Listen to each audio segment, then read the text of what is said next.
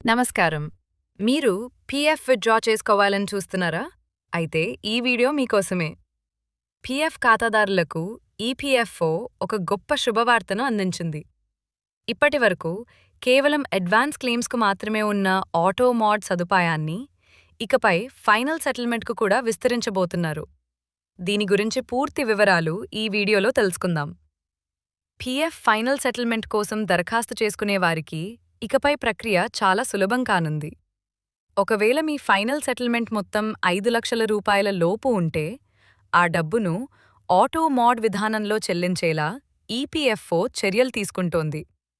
మీరు పీఎఫ్ పోర్టల్లో auto mode కోసం దరఖాస్తు చేసుకుంటే, ఆ మొత్తం నేరుగా మీ బ్యాంక్ ఖాతాలో జమ అవుతుంది. ప్రస్తుతం ఈ సదుపాయం కేవలం అడ్వాన్స్ క్లెయిమ్స్కు మాత్రమే పరిమితమై ఉంది, కానీ ఇకపై ఫైనల్ సెటిల్మెంట్కు కూడా ఇది అందుబాటులోకి రానుంది.